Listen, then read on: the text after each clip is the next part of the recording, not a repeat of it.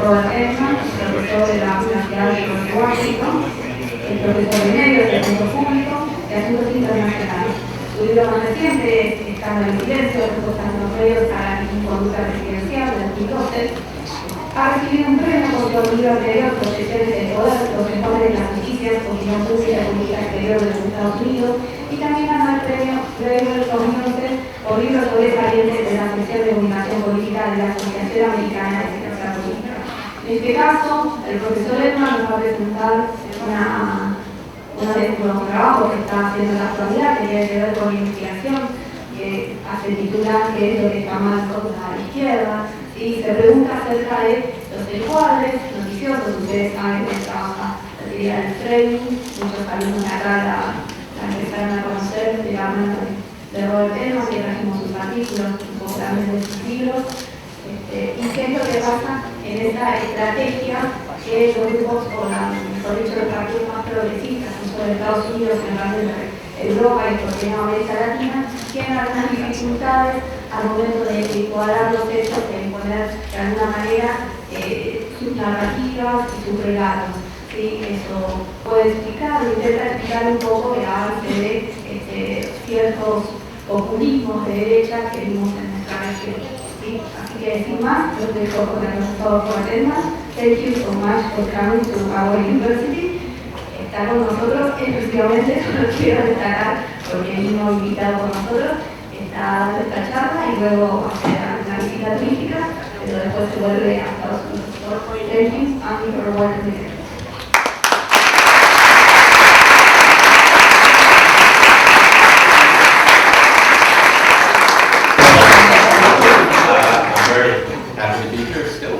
I'm with my son Max, who actually speaks Spanish, so it's very helpful to me. I'm sorry I can't speak the language, but I can say I had one of the best meals I've ever had in my life last night at Patagonia Sur. Malman, the chef, Malman, restaurante, fabulous. Wonderful Argentinian wine as well. I mean, really outstanding. So I appreciate the opportunity to celebrate my birthday here as well as to enjoy a conversation with you. So, what's wrong with the left? This material comes from work I'm doing with Emma Bryant on a book about, in particular, what's wrong with the Democratic Party in the United States. But I feel like many of the things I'll say are relevant in other countries, particularly in Europe, where the left seems to be similarly handicapped.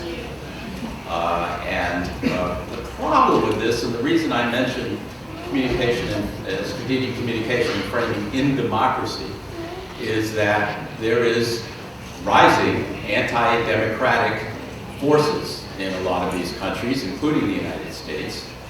And I think, in significant part, that is due to the problems of the left in framing strategically. The right seems to do a pretty good job of framing strategically. The left, certainly in the United States, does not, and that has permitted the right to become more and more extreme, less and less actually supportive of democracy. In other words, this isn't just about promoting the left, this is about preserving democracy. It's really important. I know the conference has been about strategic communication. My point is, it's really important that there be more symmetrical strategic communication, more even communication, in order to preserve democracy. So, two little pieces of information to set the stage here. That guy in the middle who looks kind of mean is Richard Nixon, President Richard Nixon, who was almost impeached in the United States in 1974.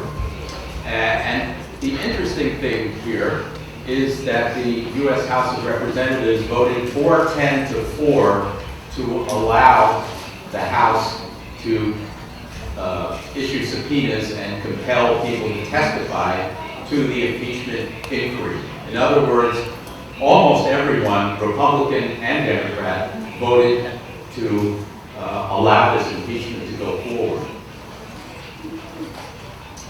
Last week we had a vote on impeachment procedures, and you see, does this have a little? No.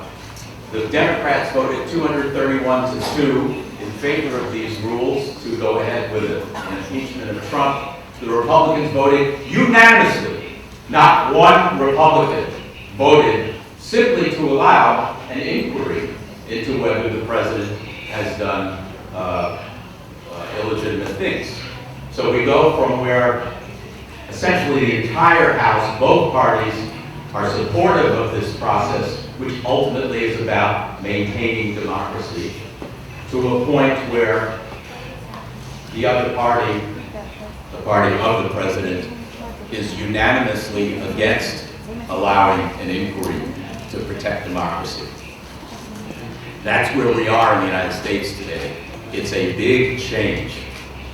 The right-leaning party has become much more extreme, and I would say much less supportive of democracy itself. So let's say a little bit about framing. I assume some of you have studied the concept, but I will try to define a little bit so we'll all be in a similar place. If you're talking about trying to shape public opinion, which is the essence of what politicians do, I think that the best way to understand that process is by understanding the concept of framing. I define framing as selecting and highlighting aspects of a perceived reality and connecting these elements together to promote a particular interpretation. That's what framing is. That's my definition. Anyway. Frames consist of networks of words and images that guide the processing of information internally and guide the communication of information between people. All participants in politics participate in framing. The goal of political communication, I think, can be summarized as dominate framing contests against your opponents. You want to win an election, you want to dominate the framing. You want to get a law passed in the legislature. You want to control as much as possible the framing of that issue and that law. In other words, instilling an interpretation that gets people on your side. And that means it gives you power. It gives you power over citizens voting, over how they respond to surveys, and their other political behavior. The way to exercise framing in a democracy, to exercise power in a democracy, is through framing. If you're talking about another kind of political system, maybe the way to do that is through coercion, through threats. But in democracies, it's really a matter of persuasion through selecting and highlighting to promote an interpretation. And you're also engaged in framing in order to affect the other people with power, the other politicians, the other leaders, how they think about the issue and how they think about what are the political opportunities and threats that will certainly shape how I will decide on whether I support that law or support that politician. So framing is omnipresent, it permeates the political process, and it is of the essence of exercising power in democracies. Now, if the goal of political forces and certain political parties is to dominate framing contests, the problem is, I would argue, that the left-leaning party in the United States, and I think, as I said, this may hold true in other places, has a series of disadvantages going into the framing contest.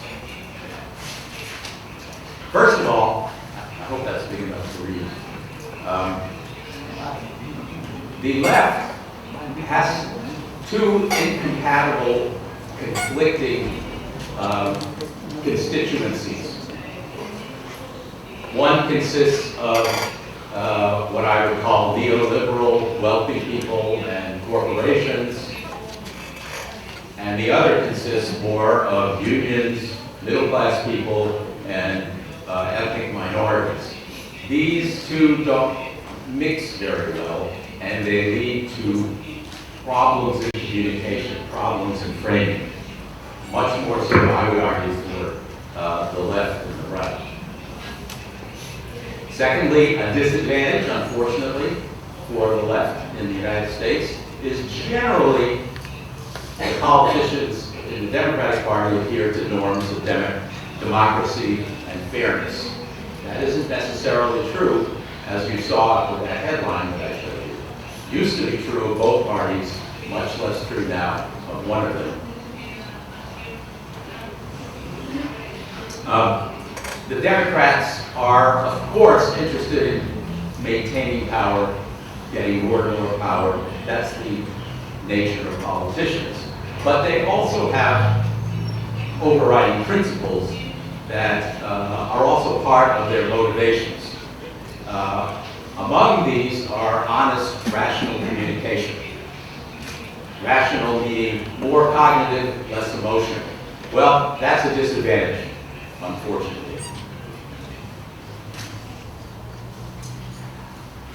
And we have the problem of fake news, which I understand there was some talk about today in the conference.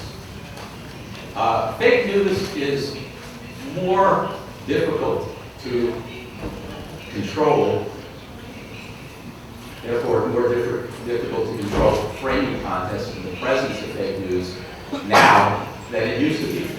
Partly because we don't have a shared public sphere the way we used to. Used to be, in the United States at least, just about everybody had some contact with the evening news on television, and just about, let's say, 2/3 of the population would read a newspaper every day. That's no longer the case, and so we have a decline of a shared sense of reality. That makes it very difficult to contradict, to undermine fake news. We also have the problem of what I would argue are outdated norms of journalism. Some of you may be journalism students. I'm pretty critical of the way journalism's handling the current situation in the US and elsewhere as well. And we have the social media, which operate according to algorithms that favor emotionality over rationality, simple slogans over more complicated, nuanced arguments. Democratic Party elites tend to find the idea of emotional memes and slogans that are simplistic. They tend to find those unattractive, unappealing, really illegitimate. Problem is, that's a real disadvantage in the social media world. In a world where Facebook, what is it, 2 billion people? How many people here are on Facebook? Yeah, so let's say maybe half of you.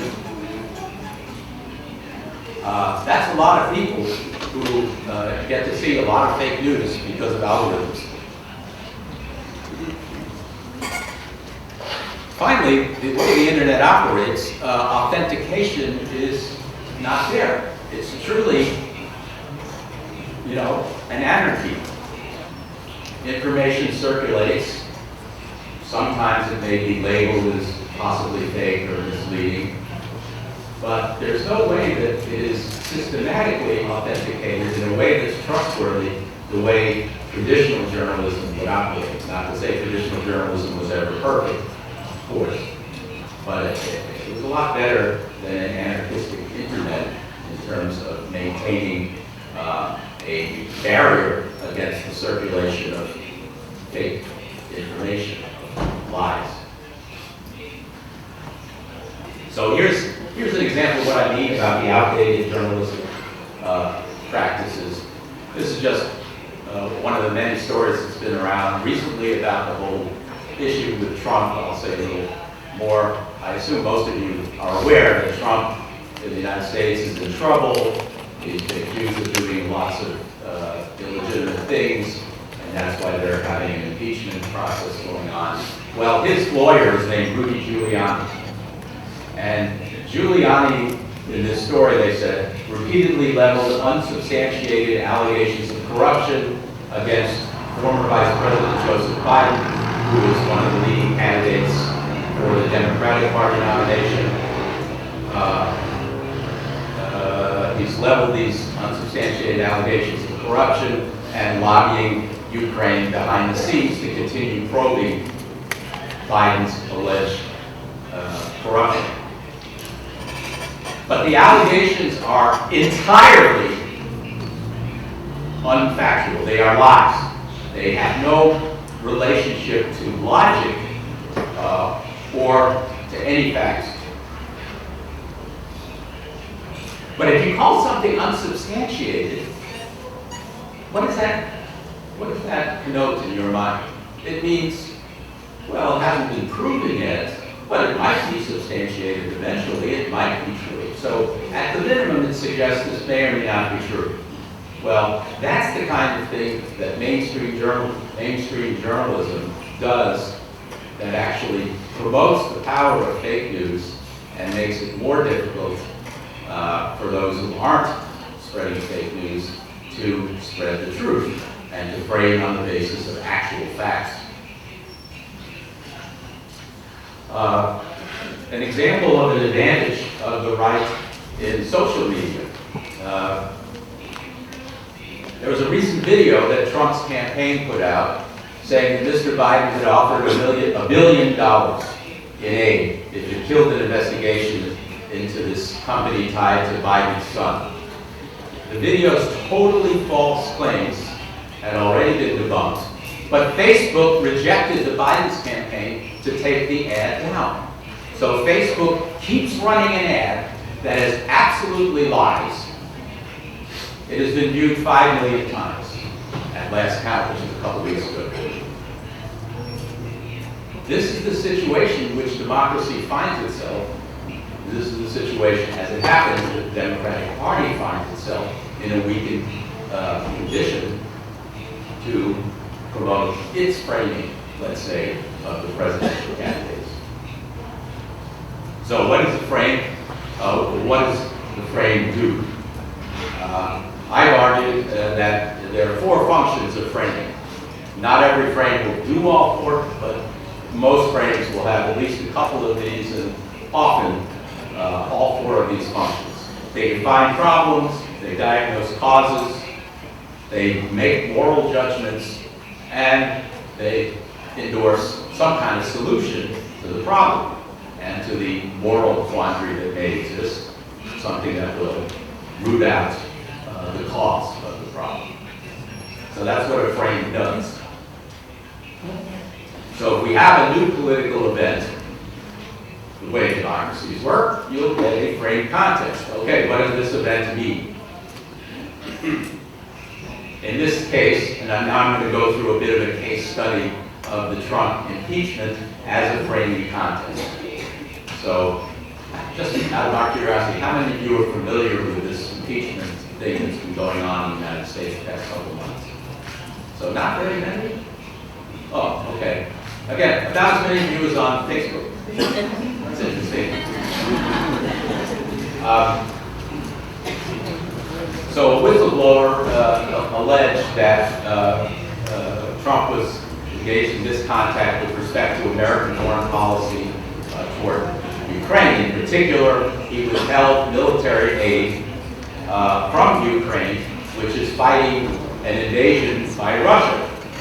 Russia, which is an enemy of the United States, a deeply hostile country to the United States, and more importantly, hostile to Ukraine, which is an ally of the United States and is a democracy, unlike Russia. So it's charged that Trump wanted Ukraine wanted to force or pressure Ukraine into investigating his opponent, Joseph Biden, and until he got the guarantee that they were investigating Biden, he was withholding this military aid that Ukraine desperately needs in order to protect itself against further invasion by Russia.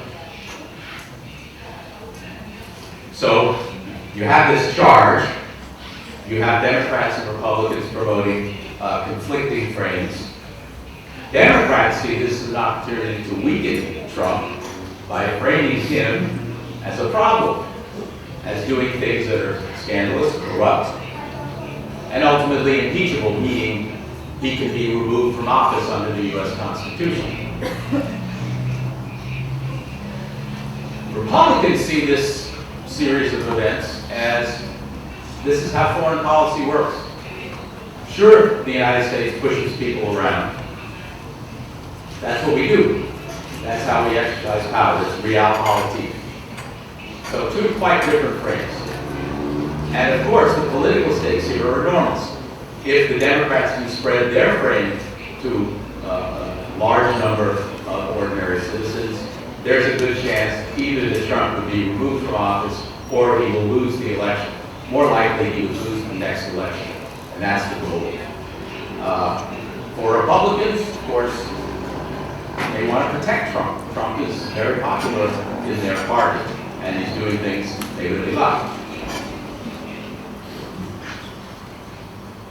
So, let's look at the functions of framing, how it applies specifically. What's the problem?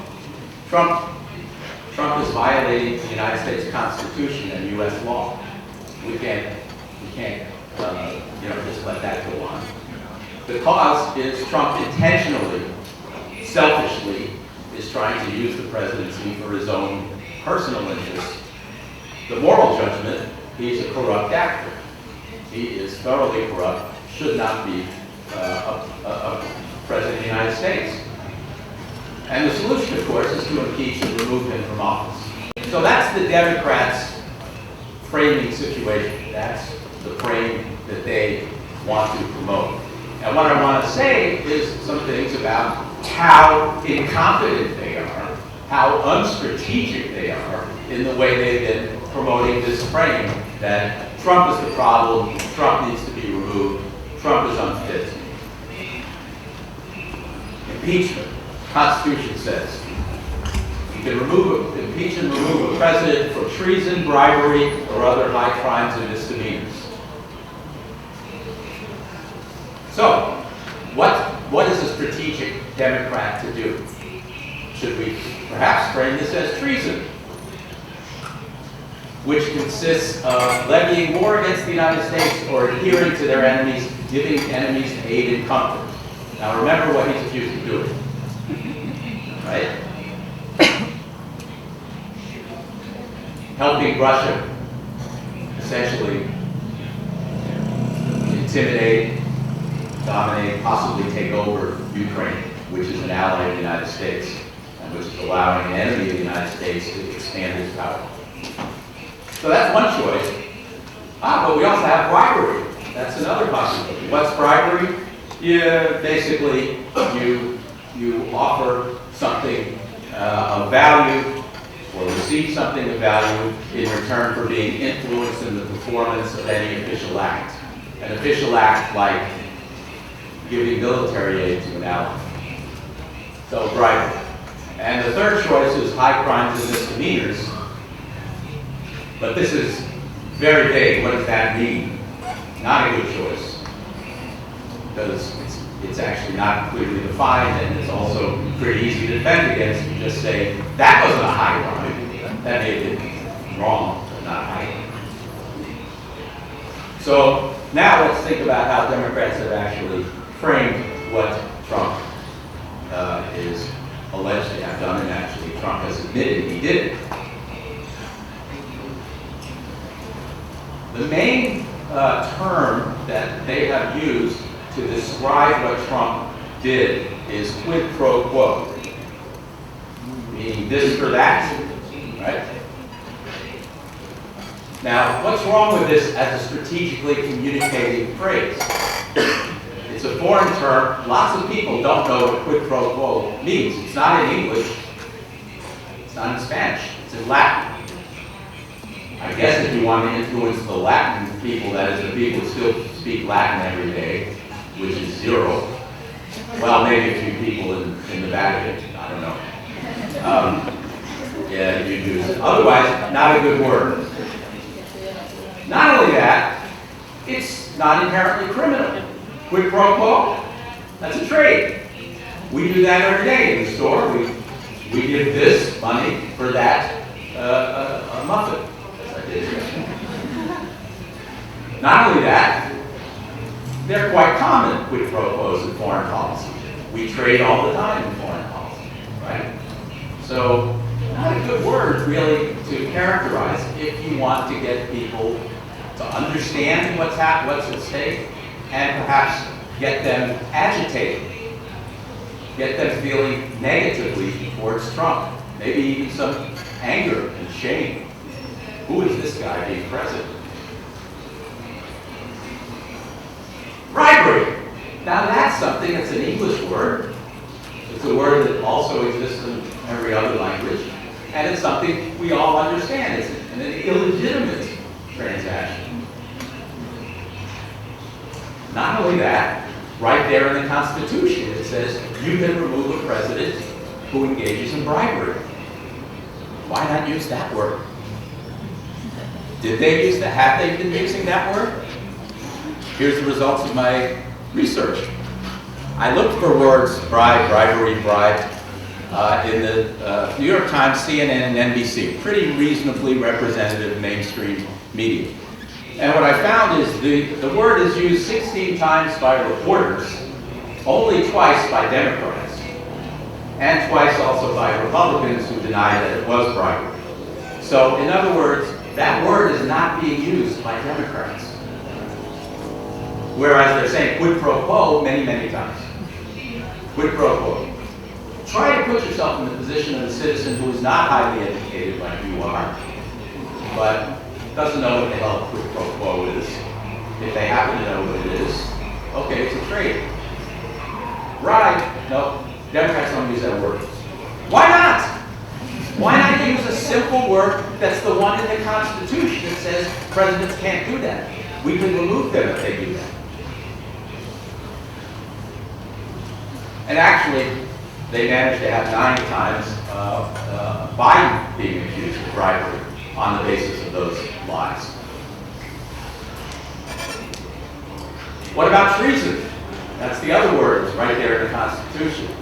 I looked at major newspapers in LexisNexis looking for mentions of Trump and treason. How many times have Democratic politicians accused Trump of treason? Not once. Not one Democrat just says, you know, this looks to me a lot like treason. Looks like giving aid and comfort to the enemy. Now we can argue about that. That's fine. That's strategically okay. Let's have a debate about that. Because the more times you repeat the term treason, treason, treason, the more it gets implanted in people's mind. The more the framing becomes, maybe this problem is a treason problem. But not one Democrat says it. Who used the word in those 121 newspaper stories? 100 times. Donald Trump used the word to complain and attack the head of the Democrats in the House of Representatives, Nancy Pelosi, and several other Democratic politicians. So the word, of course, Trump was a very good strategic communicator. Whatever else you think about it, I think, and I can say some negative things, but I will give him the credit of being a brilliant strategic communicator. He uses the word treason, takes it away from the Democrats. Okay, so that's some evidence for my sort of premise here that the Democrats are weak in strategic communication. I want to say a couple other things about sort of moving to a more broad kind of data that I have.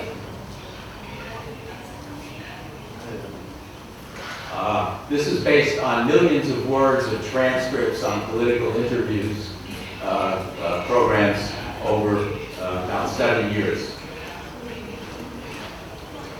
An example of the ineptitude of the Democrats. In 2009-10, which is when we were suffering from the worst economic downturn, recession, since the Great Depression in the 1930s. There were lots of debates about what should we do, what are the problems, how do we solve them.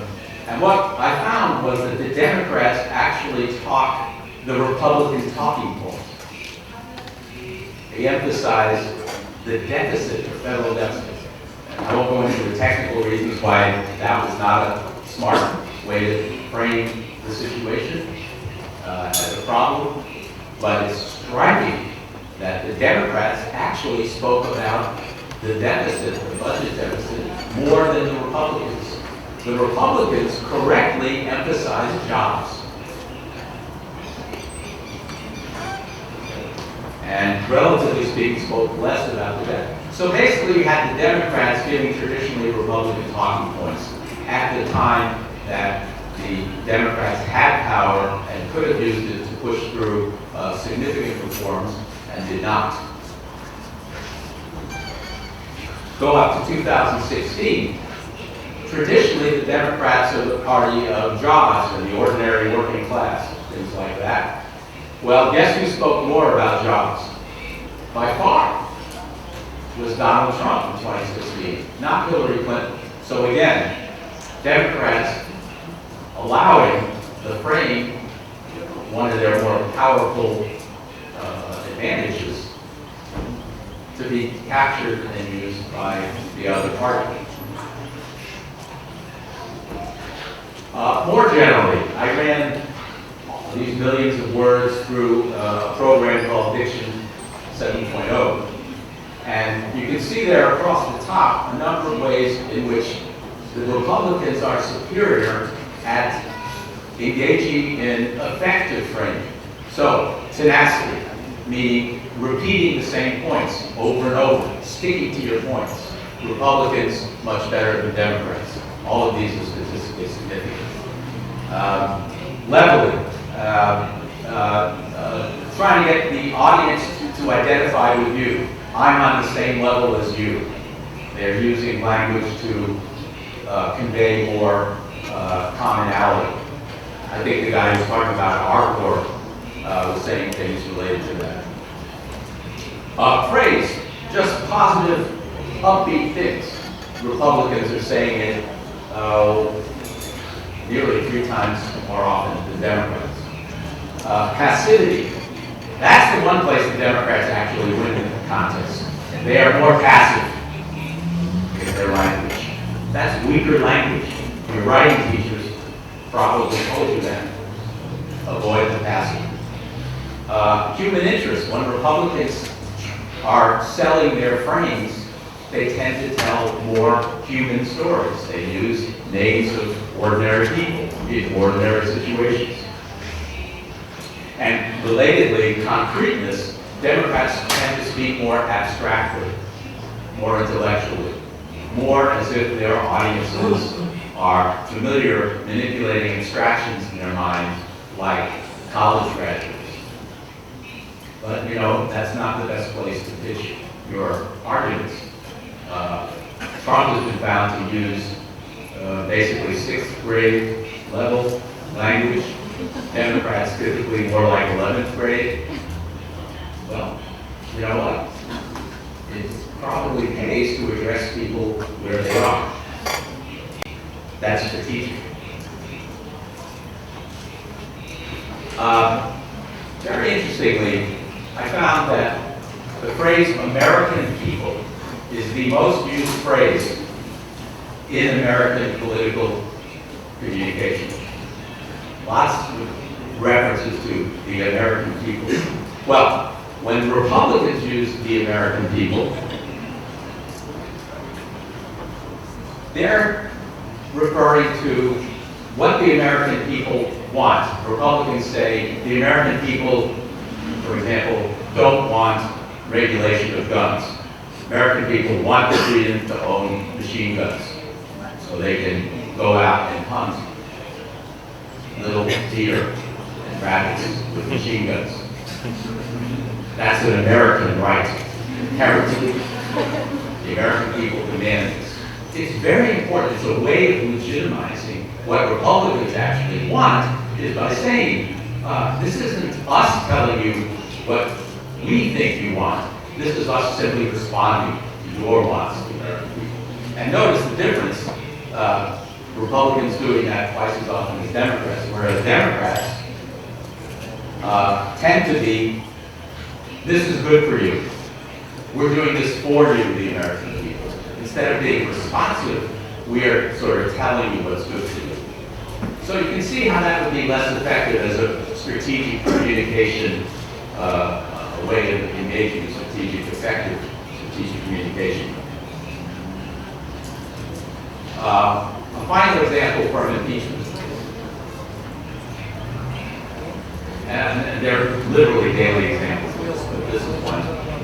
Trump has been viciously attacking former Vice President Biden because he's claiming Biden and his family profited from Biden's being vice president, using investments and things like that in Ukraine. Yet Trump, right now, his children and his company are heavily profiting from the presidency. I don't know if this is covered as a news story at all here, but he's the first president in living memory who has maintained his business interests and actually is having his children run the organization and collecting profits. There's even a constitutional prohibition on that, which is another story. In any case, how is it that Trump, at the same time, can be having his children profiting from the presidency and him attacking Biden for his children profiting from the vice presidency, which may or may not have happened? We can discuss that. It's not important at this point. I think part of the answer has to do with the Democrats' disadvantages, including their higher standard of honesty and rationality. Trump doesn't have standards in that way, so he can get away and perhaps be quite effective in attacking Biden for doing something Trump himself does every day. Why not? What's to stop it?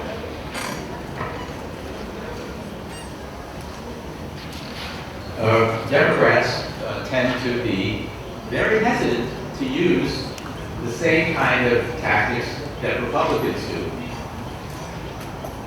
Worse, because I don't particularly think the tactics are legitimate, but the strategies, they also avoid thinking strategically, as I tried to say, talking about impeachment and in more general ways that they communicate.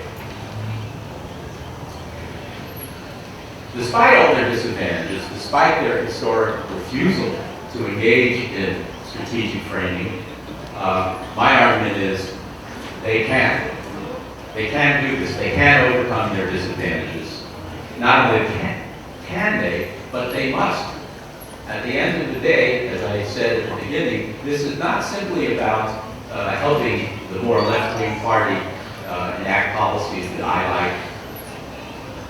This is about democracy. It's about restraining the movement toward the extreme and anti-democratic of the right.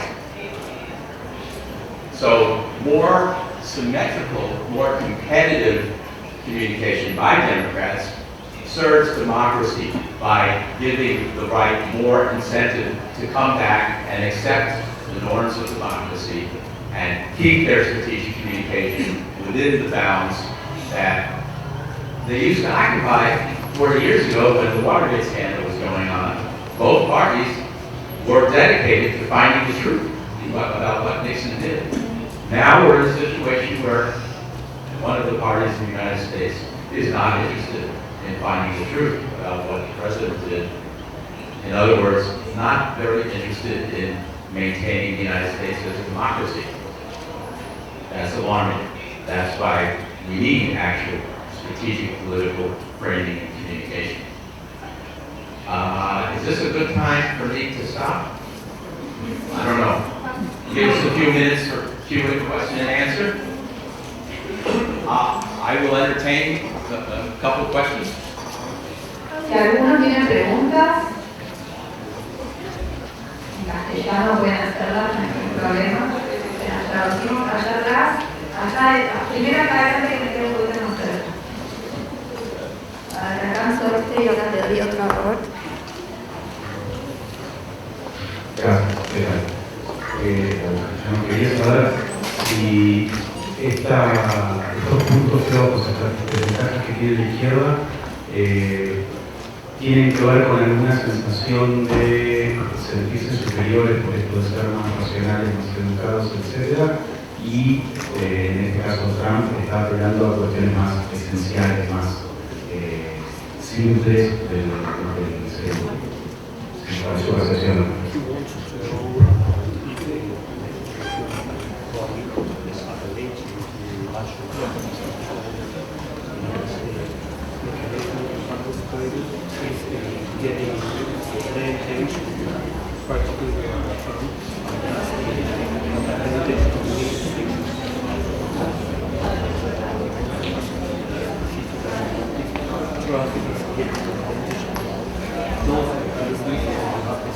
Yes.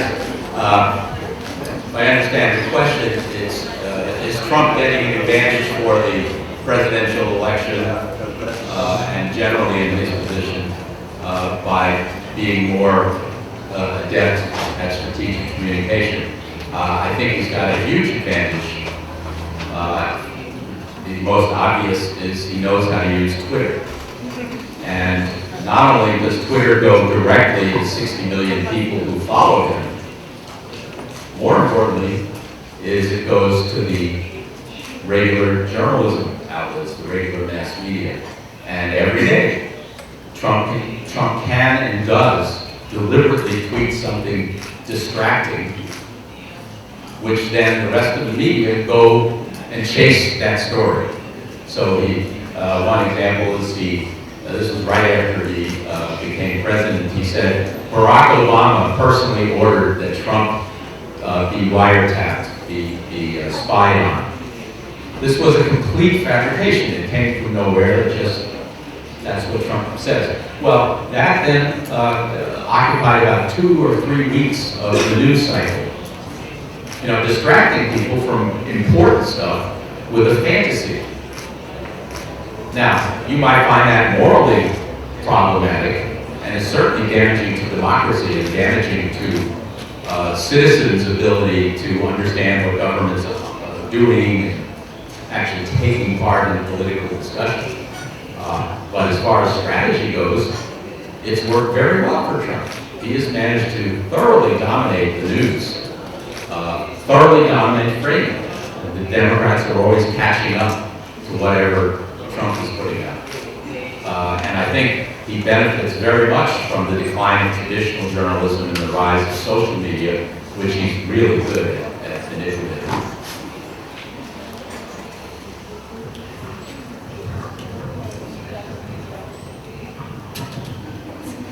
Another question?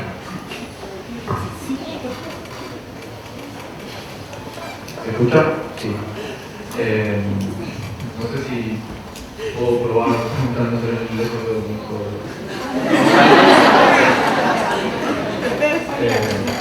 hello. I want to ask you, first I want to apologize for my horrible English, but I want to try. What do you think was the turning point to the left when they start to failure in the framing contest? Where they start to lose against the Republicans? Well, I think it's been a long-term trend. It's not that there's been one single turning point, but I do identify that period of 2009, 2010 as critical because it was a missed opportunity. The new president, Barack Obama, came in at a time of severe economic crisis and self-evident failure by the Republicans to manage the economy well. And instead of using that as an opportunity to create a whole new frame. Obama just went with the Republican frame and was talking about, you know, we need to get this deficit under control. If you know anything about economics, you know, in a depression or severe recession, you don't worry about the deficit, you worry about stimulating the economy to get the economy out of the depression. This had been conventional wisdom for both parties for decades, but Obama just sort of turned the whole thing over to the Republicans. So there are critical moments in history where you have a chance to introduce a new frame and perhaps convince a lot of people about a new way of looking at the problems, a new solution, a new moral judgment. And the Democrats didn't take advantage of that special opportunity 10 years ago. So that's a kind of turning point. And this isn't to say that the Democrats lose everything. Obviously, they've been able to win elections and have had one or two successes in Congress, not very many really. So I would say that it's sort of the general trend. They had a chance to reverse the trend. They blew it. And since then, they're still floundering. And I think it's anyone's guess whether they could win in 2020. Even if Trump is impeached, that is, if the House of Representatives says he's done illegitimate things and should be removed from the presidency, he probably won't be removed by the Republicans in the Senate. He will be running then as an impeached president, first time in American history. He could win, I would argue, because the Democrats are so disorganized and timid and all the other things I said. ¿Alguna otra pregunta?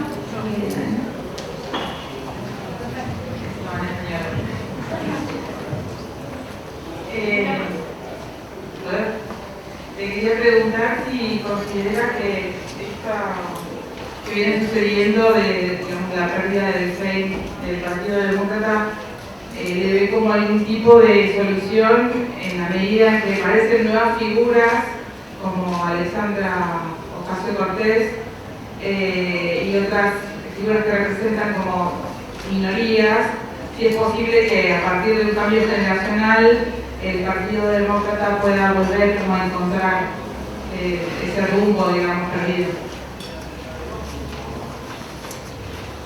Didn't hear the translation. Hello?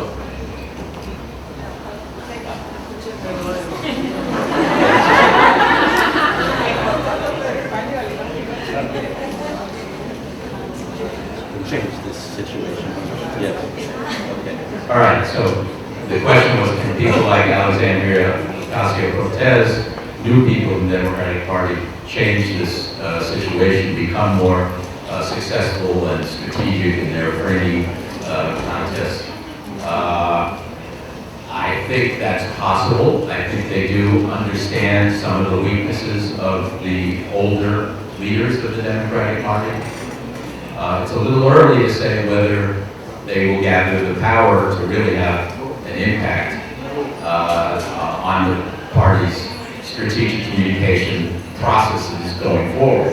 Right now, they will say things that get picked up by Twitter and some newspapers and news reports, but they don't have the power to really guide the party's frame.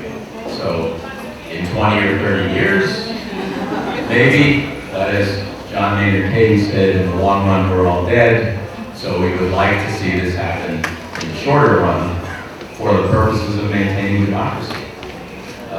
It's possible. It's a struggle. I could go on in more detail, but it's a real organizational struggle with the Democratic Party to get them to see the kind of points that I'm making. So, maybe.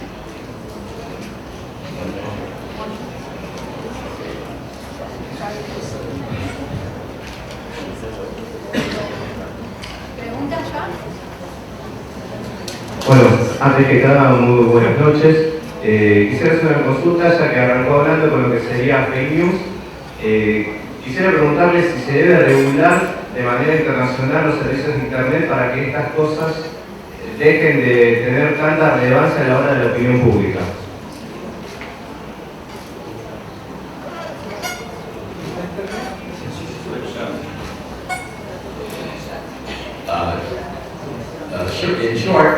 yes, the answer is yes. This is an answer that would not be very popular in the United States because of the First Amendment to the Constitution, which is widely read to mean the government should make no regulations about freedom of speech. I think that's a misreading. I think we actually do have several different legal restraints on free speech, including libel, including shouting fire in crowded theaters, sort of the standard example. And that's essentially what Facebook is doing now in a country like the United States and in countries all over the world.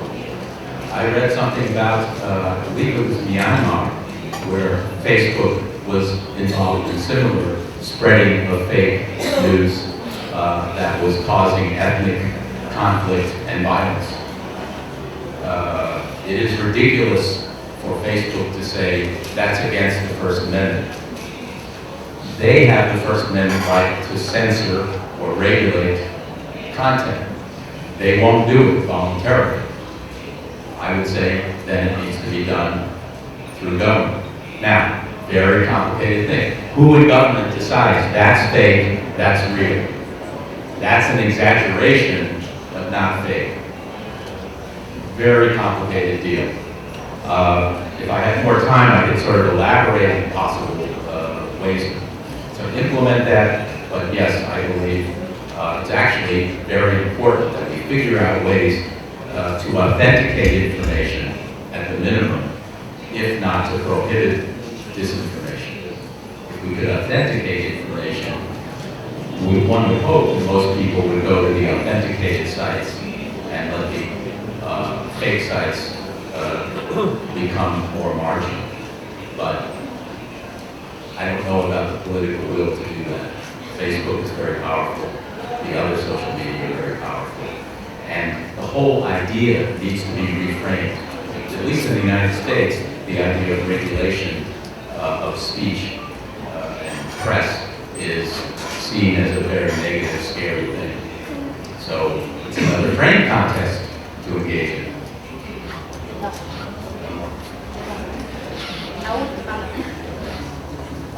Buenas noches. Usted hace una descripción, un diagnóstico muy claro de la situación hoy en Estados Unidos. La pregunta sería, ¿por qué los asesores de comunicación del Partido Demócrata no ven este cuadro de situación? ¿Por qué no coinciden con el diagnóstico y plantean una estrategia superadora, ¿no?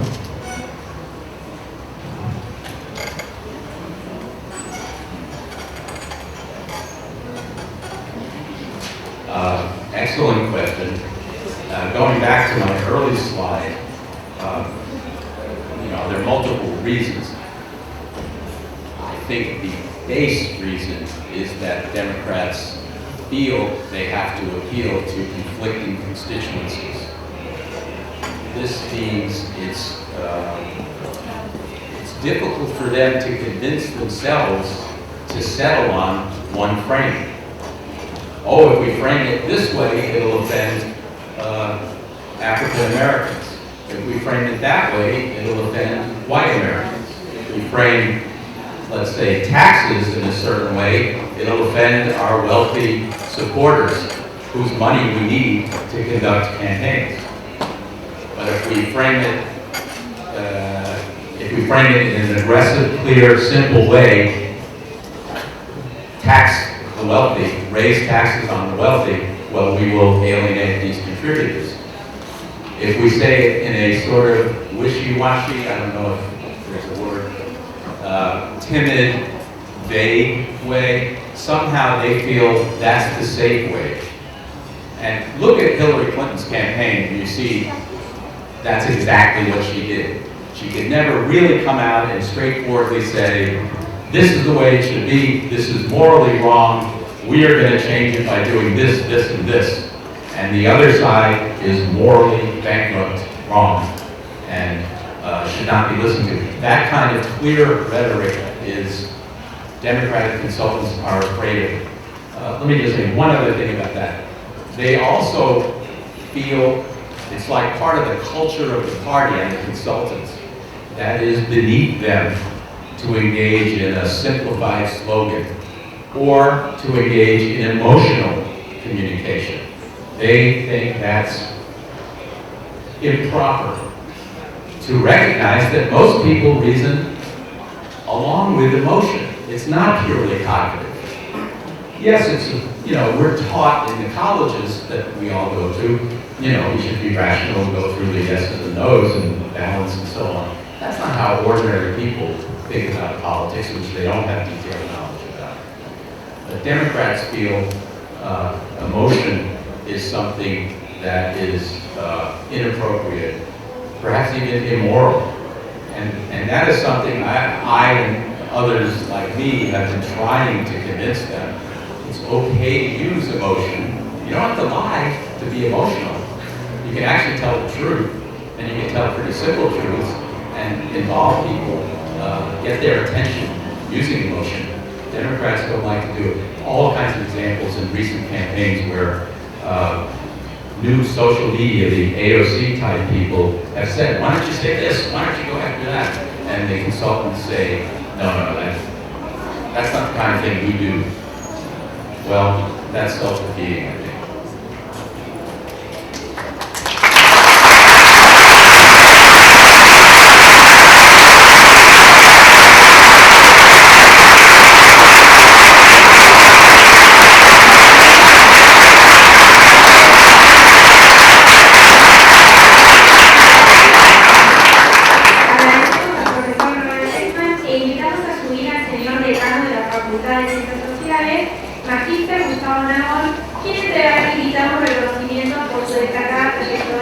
campo de la investigación en comunicación y los asuntos públicos.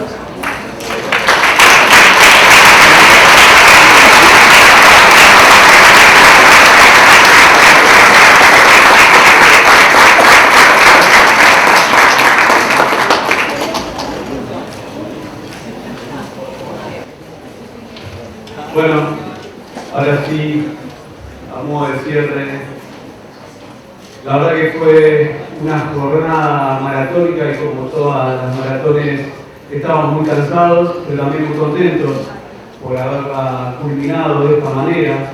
Quiero que sepan que Robert Entman está acá, es casi revolucionario para nosotros. Significa un gran logro en términos académicos para todo el proyecto de nuestra facultad.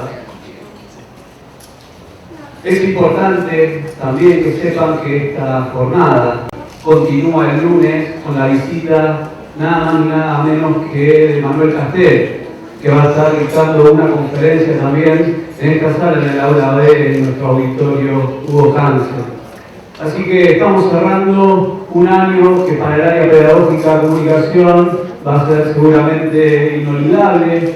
Por eso quiero, en primer lugar, agradecer a todos los expositores y expositoras que hoy nos visitaron, a nuestros docentes, graduados, graduadas, estudiantes, a nuestros no docentes que apoyaron y hacen posible justamente que se pueda realizar este tipo de actividades, y a quienes son los principales responsables en la organización. Ya lo dije a la mañana, pero me parece que vale la pena reiterarlo, a la Secretaría de Coordinación Institucional de la Universidad, a cargo de Santiago Aragón y su equipo de trabajo, a la Secretaría de Investigaciones de nuestra facultad, a cargo de María Luz Azuki, a la Coordinación del área de medios, a cargo de Pablo Romano, a los docentes de la Cátedra de Introducción a la Comunicación de nuestra facultad.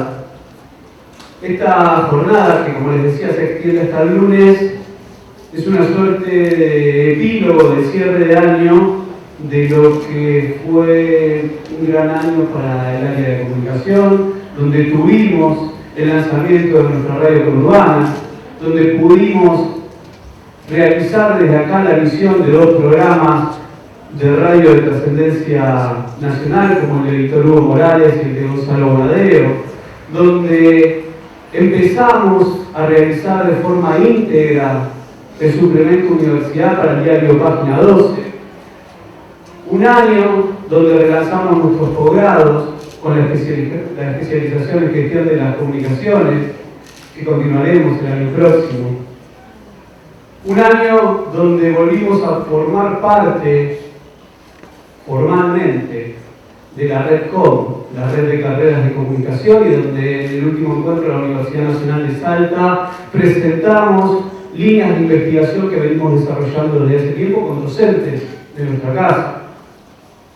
Un año donde pudimos hacer el primer Congreso Nacional de Comunicación Publicitaria y además donde fuimos sede del ALACAUR, el encuentro bianual de la Asociación Latinoamericana de Carreras de Relaciones Públicas.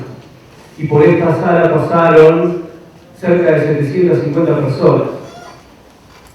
Un año donde podemos anunciar que vamos a ir por la tercera jornada de comunicación estratégica en el 2020.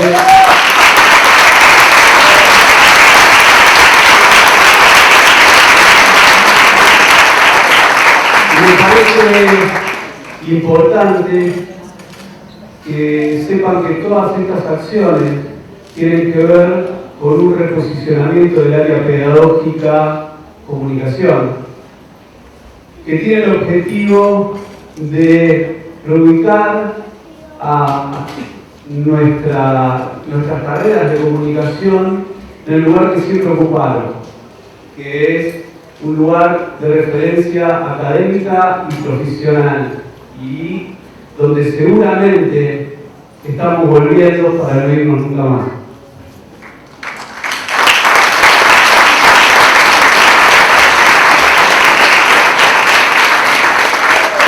Quienes amamos a esta facultad, a esta casa, siempre queremos que ocupe los puestos de vanguardia y trabajamos para eso. Trabajamos para que esta facultad, que es nuestra casa, sea la casa que siempre soñamos, que sea la facultad que queremos.